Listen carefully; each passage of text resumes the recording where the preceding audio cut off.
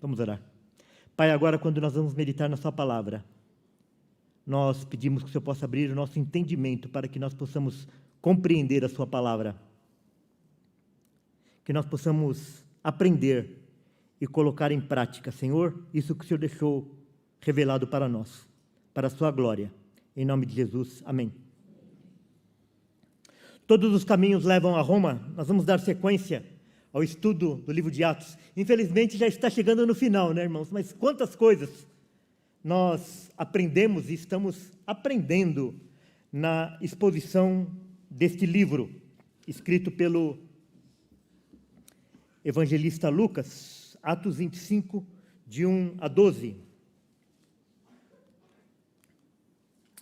Tendo, pois, Festo assumido o governo da província, 3 dias depois, subiu de Cesareia para Jerusalém, e logo os principais sacerdotes e os maiorais dos judeus lhe apresentaram queixa contra Paulo e lhe solicitavam, pedindo como favor, em detrimento de Paulo, que o mandasse vir a Jerusalém, armando eles cilada para o matarem na estrada. Festo, porém, respondeu achar-se Paulo detido em Cesareia e que ele mesmo, muito em breve, partiria para lá. Portanto, disse ele, os que dentre vós estiverem habilitados, que desçam comigo, e havendo contra este homem qualquer crime, acusem-no.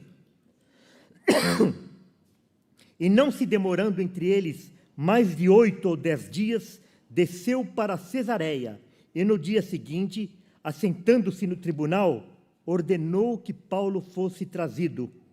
Comparecendo este, rodearam-no os judeus que haviam descido de Jerusalém, trazendo muitas e graves acusações contra ele, as quais, entretanto, não podiam provar. Paulo, porém, defendendo-se, proferiu as seguintes palavras: nenhum pecado cometi contra a lei dos judeus, nem contra o templo, nem contra César. Então Festo, querendo assegurar o apoio dos judeus, respondeu a Paulo: queres tu subir a Jerusalém e ser ali julgado por mim a respeito destas coisas? Disse-lhe Paulo: estou perante o tribunal de César, onde convém seja eu julgado. Nenhum agravo pratiquei contra os judeus, como tu muito bem sabes. Caso, pois, tenha eu praticado algum mal ou crime digno de morte, estou pronto para morrer. Se, pelo contrário, não são verdadeiras as coisas de que me acusam, ninguém, para lhe ser agradável, pode entregar-me a eles. Apelo para César. Então Festo, tendo falado com o conselho, respondeu: para César apelaste, para César irás. Todos os caminhos levam a Roma. Todos os caminhos levam a César. Para que nós possamos compreender, para aqueles que não estão acompanhando minuciosamente a história que está se desenrolando aqui, vamos falar um pouquinho dos antecedentes mais próximos. Paulo acabara a sua 3ª viagem missionária. Então, ele partiu lá de Antioquia e acabou lá em Jerusalém. Então, aí vocês podem ver essa linha vermelha aí, todo o roteiro da 3ª viagem missionária de Paulo. Então, nessa 3ª viagem, Paulo esteve em alguns lugares novos e ele esteve revisitando algumas igrejas que ele estivera e que ele plantara durante a sua 1ª e 2ª viagem. Então, aí nós temos aí, bem ao sul, o final da sua viagem em Jerusalém. Paulo vai para Jerusalém levar a oferta para os pobres, intentando, a seguir, ir para Roma e Espanha. Jerusalém, nesta época, estava muito empobrecida, e os cristãos, eles sofriam ainda mais, porque eles tinham sido expulsos da sinagoga. E vocês sabem que, muitas vezes, você ser expulso da sinagoga significava você perder alguns privilégios, inclusive econômicos. Talvez você pudesse ser demitido da sua função, não ter mais seu ganho, você não mais recebia mais ajuda, você poderia ser expulso da sua casa. Então, a situação da igreja de Jerusalém era que havia muitos pobres, tinha muitas pessoas que estavam padecendo necessidades. E Paulo havia arrecadado algumas ofertas e ele estava levando para os pobres de Jerusalém. Vamos ler lá quando Paulo escreve a sua carta para a igreja de Romanos, para a igreja de Roma. Ele estava em Corinto e ele vai falar sobre esse assunto. Romanos 15, 25 a 28. Mas, agora, estou de partida para Jerusalém, a serviço dos santos, porque aprouve a Macedônia e a Acaia levantar uma coleta em benefício dos pobres dentre os santos que vivem em Jerusalém. Tendo, pois, concluído isto, e havendo-lhes consignado este fruto, passando por vós, irei à Espanha. Então, ele está falando aqui para a igreja lá de Roma. Eu vou aí ter com vocês, porque eu quero ir para a Espanha. Mas antes de eu ir com vocês para Roma, eu vou dar uma passadinha em Jerusalém, porque os pobres, os irmãos lá da igreja estão necessitados, e os irmãos da Macedônia e da Acaia levantaram ofertas, e eu estou levando essa oferta lá para os pobres de Jerusalém. E agora nós estamos nessa fase onde Paulo está lá em Jerusalém, e nós já vimos pelas pregações anteriores, que ele chega lá em Jerusalém para levar a oferta, e o que acontece? Ele é preso, né? Então, Atos 24, 17. Depois de anos, vim trazer esmolas à minha nação e também fazer oferendas. Isso aqui é parte de uma de suas defesas que está lá no capítulo anterior, lá no capítulo 24, né? Em Roma, em Roma não, em Jerusalém, aqui está errado, onde vocês estão vendo aqui, Roma, você lê Jerusalém. Em Jerusalém, ele é interrogado pelo Sinédrio. Como os judeus querem matá-lo, vocês lembram lá que o sobrinho de Paulo ouviu que eles estavam tentando matar a Paulo? Como os judeus querem matá-lo, o sobrinho de Paulo fala para Paulo, Paulo manda avisar o governador, que é Félix, que é Cláudio, o comandante Cláudio. E Cláudio manda Paulo para Cesareia e manda uma carta para Félix, que era o governador. Como os judeus querem matá-lo, é transferido para Cesareia, onde comparece perante Félix, o governador, e agora perante Festo, que é o sucessor de Félix. Então, nós estamos agora quando ele vai ser ouvido por Festo, que sucede a Félix. Nesta época, irmãos, a hierarquia do Império Romano, lá na Judéia, era esta. Tinha César, que era imperador. Como André falou, provavelmente, nesta época, o imperador já era Nero. Provavelmente. Agripa era o rei, Herodes Agripa.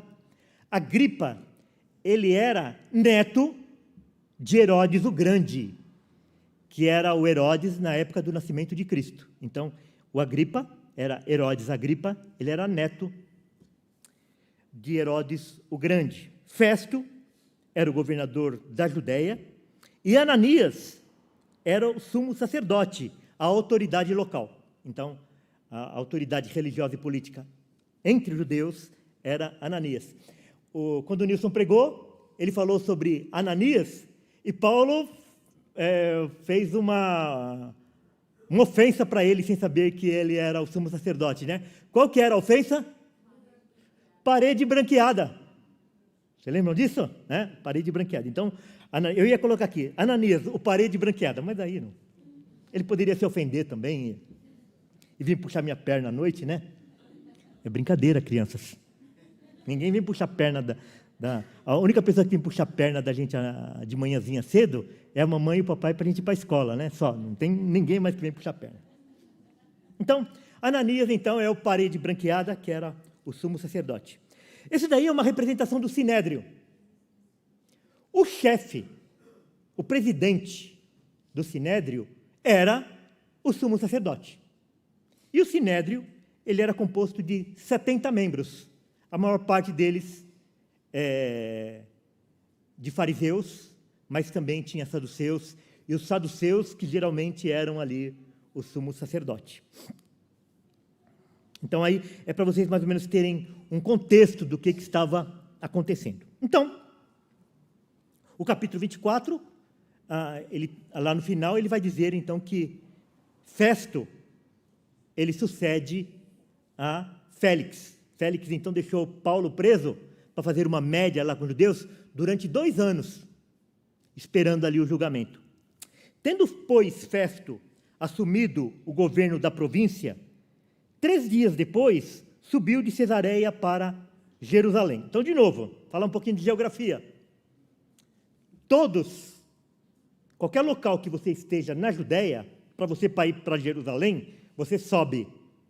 Jerusalém é o local mais alto. Então, Cesareia fica ali a noroeste, né, no mar Mediterrâneo, à beira-mar, e Jerusalém fica mais ali ao sul. Então, qualquer lugar que você esteja, então, se você estiver na Cesareia, se quiser ir para Jerusalém, você tem que subir. Então, ali está falando que Festo, então, subiu de Cesareia para Jerusalém.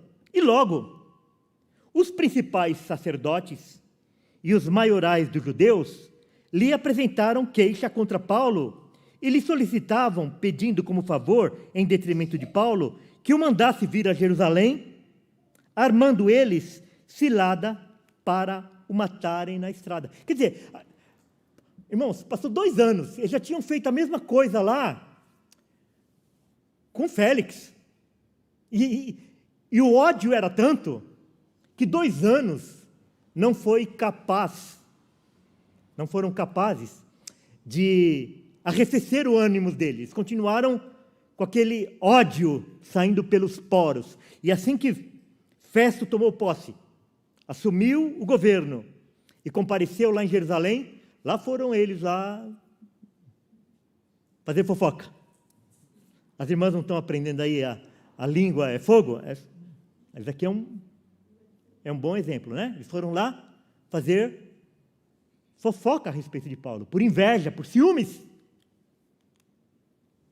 Festo, porém, respondeu achar-se Paulo detido em Cesareia. Então, como nós dissemos, Paulo estava em Jerusalém e ele foi para Cesareia porque o sobrinho ouviu que eles estavam tramando matar a Paulo.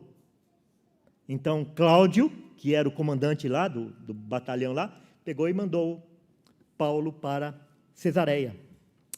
E que ele mesmo, Festo, muito em breve, partiria para lá. Quer dizer, ele estava em Cesareia, veio para Jerusalém, e ele falou que, brevemente, ele voltaria novamente para Cesareia. Portanto, disse ele, os que dentre vós estiverem habilitados, que desçam comigo.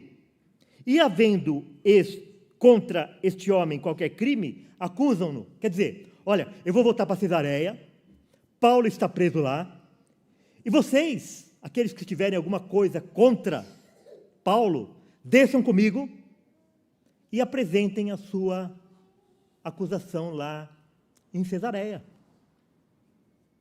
E não se demorando entre eles mais de 8 ou 10 dias, 1 semana e meia mais ou menos, né? Desceu para Cesareia. E no dia seguinte, assentando-se no tribunal, ordenou que Paulo fosse trazido. Irmãos, a gente percebe aqui como nos parece que o assunto de Paulo era o único assunto que era falado. Porque esse homem faz essa viagem.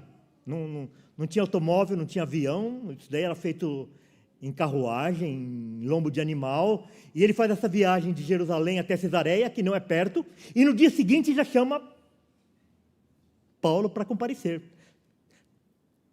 Tal era o burburinho que havia relacionado com o nome de Paulo. Porque se não fosse assim, ele falou assim, semana que vem eu vou ouvir. Daqui uns dias eu vou ouvir. Não, mas no dia seguinte, ele já ordenou que Paulo fosse trazido ao tribunal. Comparecendo rodearam-no os judeus que haviam descido de Jerusalém. Irmãos, olha, vocês viram lá pelo mapa que não é tão pertinho assim. E ainda mais para fazer a pé, no lombo de animal ou numa carruagem. E aqueles homens, o ódio deles era tão grande que eles foram lá e chega lá, tem que ficar hospedado, tem que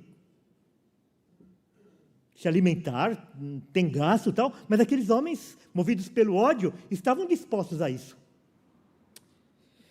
Rodearam os judeus que haviam descido de Jerusalém, trazendo muitas e graves acusações contra eles, as quais, entretanto, não podiam provar. Então era o quê? Maledicência. Fofoca. Movidos novamente, como eu já disse, pela inveja, por ciúmes. Paulo, porém, defendendo-se, proferiu as seguintes palavras: nenhum pecado cometi contra a lei dos judeus, nem contra o templo, nem contra César. Irmãos, a acusação que havia contra Paulo eram as mesmas acusações que foram contra Cristo. Que Cristo havia falado contra a lei de Moisés, que Cristo havia falado contra o templo e contra César. As acusações eram as mesmas. E essas acusações se repetiram em relação a Paulo, que ele tinha falado contra a lei de Moisés, contra o templo e contra César. Então Festo, querendo assegurar o apoio dos judeus, respondeu a Paulo: queres tu subir a Jerusalém e ser ali julgado por mim a respeito dessas coisas? Então, quer dizer, você quer ir para Jerusalém e lá você vai ser julgado pelos sacerdotes e por mim, lá em Jerusalém? Conforme as leis judaicas? Isso era que Festo estava falando para Paulo. Você quer ser julgado segundo as leis judaicas? Segundo as leis da sua religião? Disse-lhe Paulo: estou perante o tribunal de César. Por que Paulo fala isso? Porque nós já vimos também. Paulo era um cidadão romano. Vocês sabem que as pessoas, eles podiam se tornar um cidadão romano ou de nascimento, ou como uma honraria, porque se tornou um herói, alguma coisa desse tipo, ou então comprando. E Paulo era um cidadão romano, porque ele havia já nascido, seu pai era romano, portanto, ele era um cidadão romano, de nascimento. Disse-lhe Paulo: estou perante o tribunal de César, onde convém que eu seja julgado. Então, se eu sou um cidadão romano, eu devo ser julgado segundo as leis romanas. Nenhum agravo pratiquei contra os judeus, como tu muito bem sabes. Então, você sabe disso, que eu não cometi nenhum crime contra eles. Aqui tem uma coisa muito interessante no versículo 11, irmãos. Caso, pois, eu tenha praticado algum mal ou crime digno de morte, estou pronto para morrer. Irmãos, nós vemos assim que Paulo, embora ele não tivesse medo da morte, mas em nenhum momento ele quis fazer nada para que a sua morte fosse antecipada. Porque se ele fosse totalmente irresponsável, vamos dizer assim, se ele não tivesse consciência da sua missão, daquilo que ele ainda deveria fazer aqui na terra, ele não se incomodaria com isso, de ser julgado pelos judeus e ser condenado à morte. Não, mas ele fazia de tudo aquilo que era possível, tudo aquilo que ele poderia fazer, ele fazia para permanecer vivo. Caso, pois, tenha eu praticado algum crime, algum mal ou crime digno de morte, estou pronto para morrer. Se, pelo contrário, não são verdadeiras as coisas que me acusam, ninguém, para lhe ser agradável, pode entregar-me a eles. Apelo para César. Paulo foi duro aqui para com Festo, né? Falou assim, olha, eu estou perante o tribunal de César, e como eu não cometi nenhum crime contra eles, ninguém tem autoridade para me entregar a eles. Então, assim, nem você tem autoridade, sendo eu um cidadão romano, para me entregar aos judeus. Daí o que Festo faz? Ele reúne lá os seus conselheiros. Então Festo, tendo falado com o conselho, quer dizer, foi ouvir outras pessoas, respondeu, para César apelaste, para César irás. Irmãos, nós falamos de hierarquia, não é? César, Agripa, Festo e Ananias. Dentro da sua competência, qualquer um desses tinha autoridade para decretar a morte de uma pessoa, dependendo da sua competência. Aqui Paulo, como era um cidadão romano, somente César é que tinha competência neste mundo para decretar a sua morte. Como vai acontecer lá no final da história de Paulo, quando ele é decapitado por ordem de César. Só que Provérbios 21 vai dizer assim, como ribeiros de águas, assim é o coração do rei na mão do Senhor. Este, segundo o seu querer, o inclina.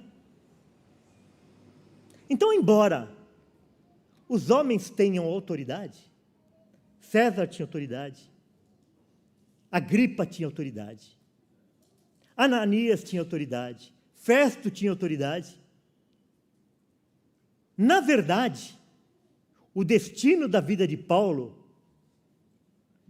estava nas mãos de quem? Do Senhor. O destino da nossa vida não está nas nossas mãos, não está na mão do médico, não está na mão da equipe médica, não está na mão do bandido da esquina, não está na mão de ninguém. O nosso destino, em última análise, está nas mãos do Senhor. Isso é que pode fazer com que nós deitamos no nosso travesseiro e possamos dormir em paz.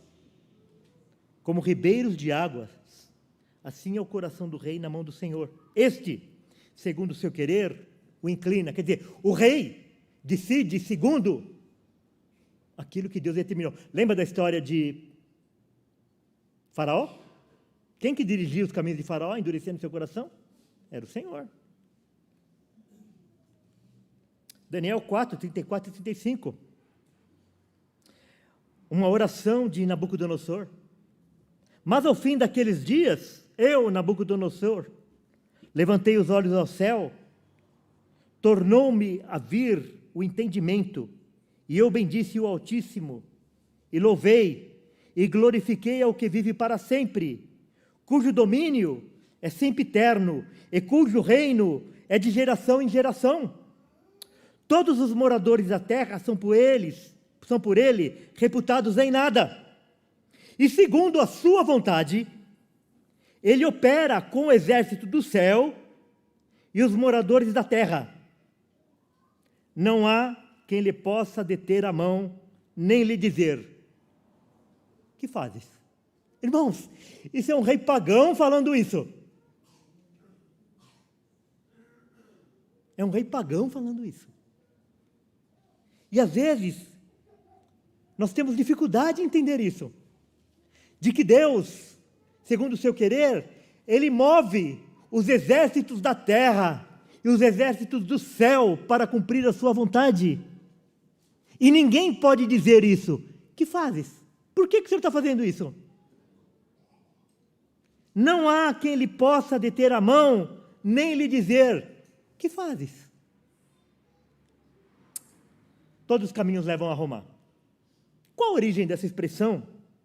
todos os caminhos levam a Roma. No século I, quando o Império Romano era o centro político e econômico do mundo, e ia da Bretanha, a atual Inglaterra, até a Pérsia, no atual Irã, ele chegou a ter 80 mil quilômetros de estrada, proporcionando as comunicações e os deslocamentos das tropas.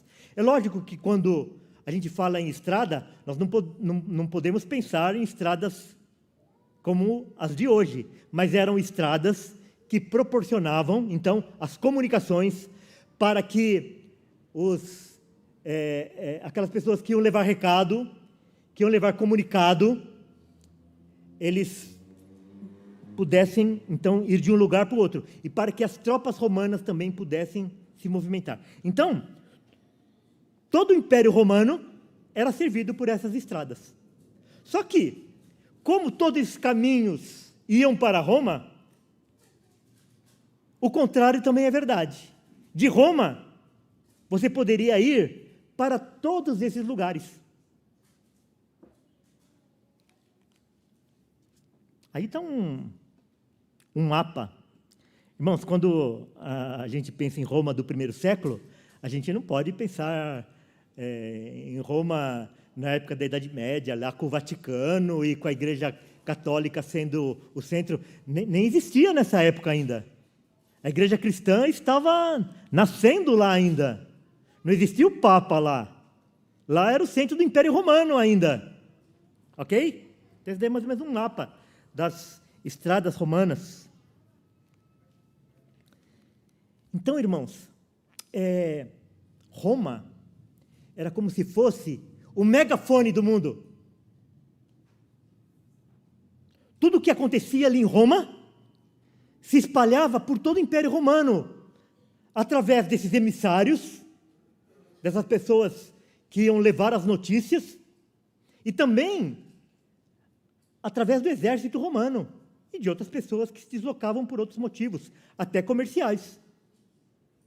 Então, por exemplo, quando Paulo escreveu as cartas, quando ele estava preso, como que essas cartas chegavam até as igrejas? Através desses emissários, que eles se deslocavam ou por mar, ou então através dessas estradas romanas. Ou então os dois, parte pelo mar e parte através dessas estradas romanas. Então, para que algo tomasse conta de todo o Império Romano daquela época, tinha que partir de Roma.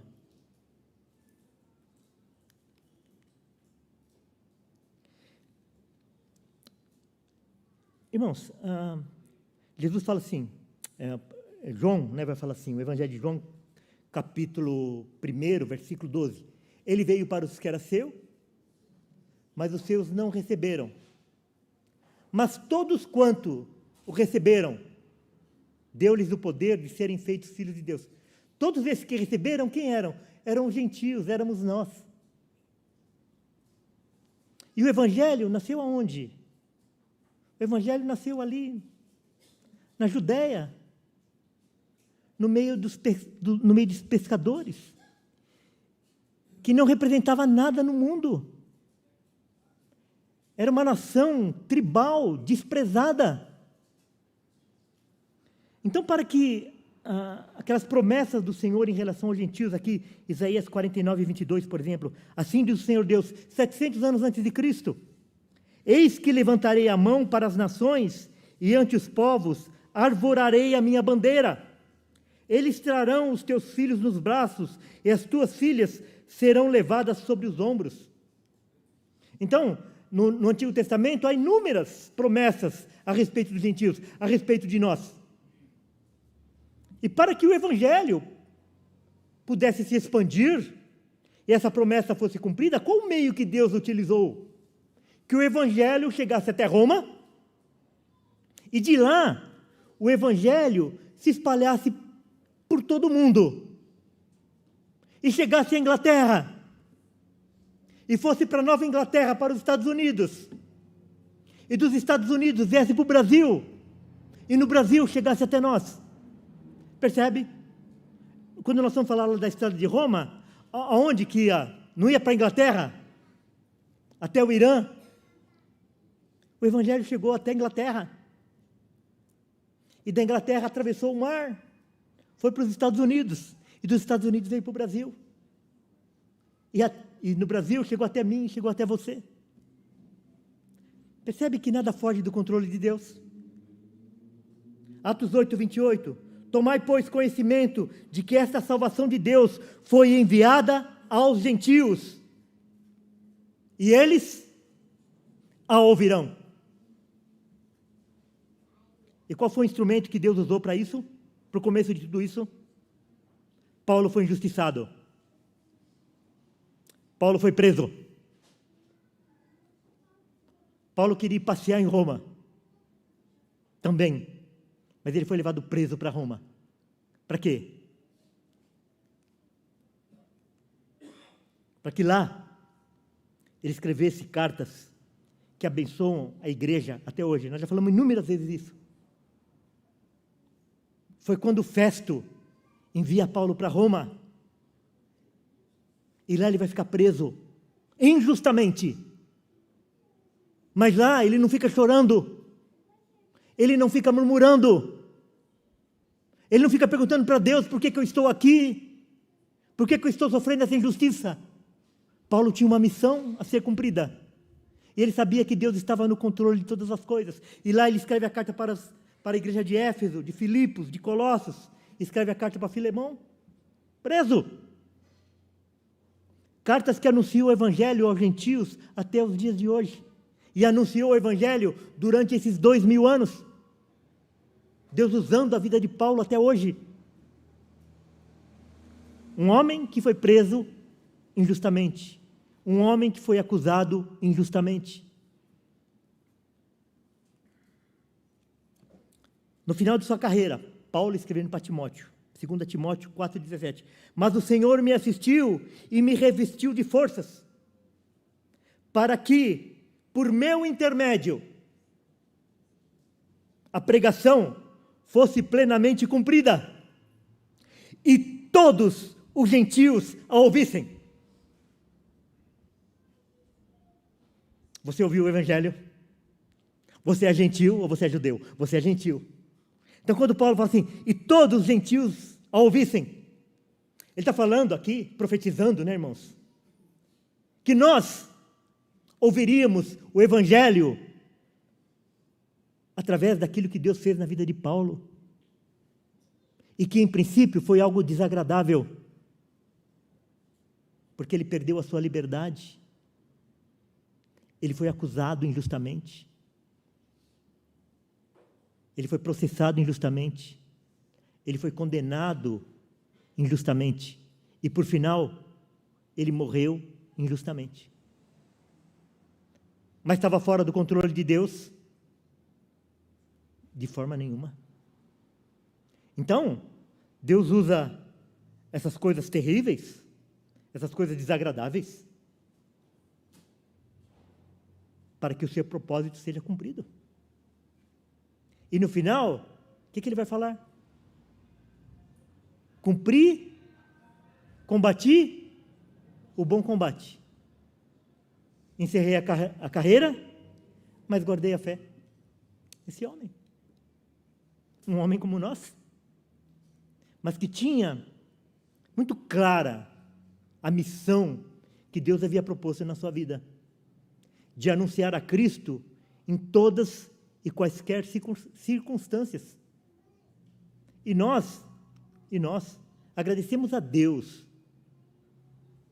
por homens como Paulo e por tantos santos homens de Deus que deram a sua vida para que o Evangelho chegasse até nós.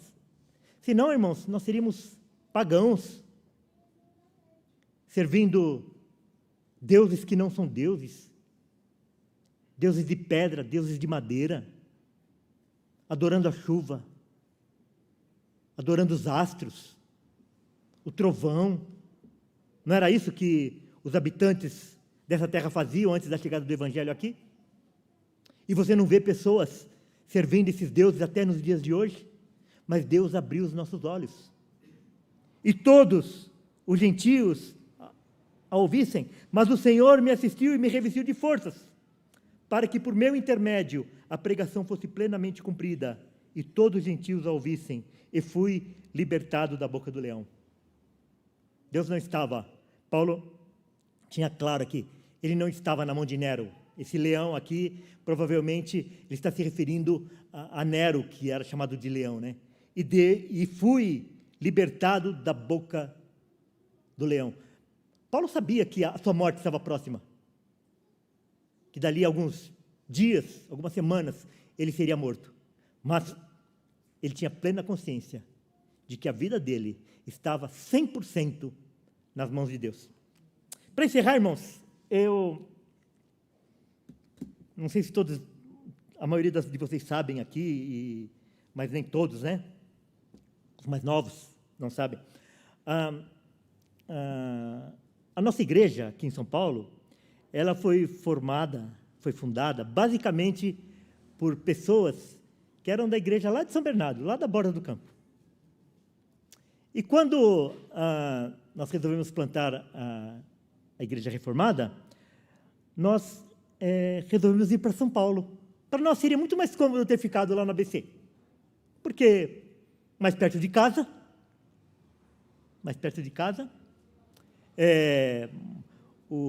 as pessoas que a gente conhecia era lá daquela região do ABC, então tudo favorecia que nós plantássemos a igreja lá em São Bernardo ou no ABC. Por que nós viemos para São Paulo? Nós viemos para São Paulo porque São Paulo também é o megafone do Brasil. Tudo que acontece aqui em São Paulo reverbera no país inteiro. E essa é a história da nossa igreja, né? Nós vemos aqui numa região bem central de São Paulo, de fácil acesso, e Deus tem usado a nossa igreja para que o evangelho fosse expandido. Nós somos pequenininhos assim, nós não somos nada. Mas hoje, quando o irmão Nelson estava orando, ele orou pelas 7 igrejas, que nós não sejamos as 7 igrejas do Apocalipse.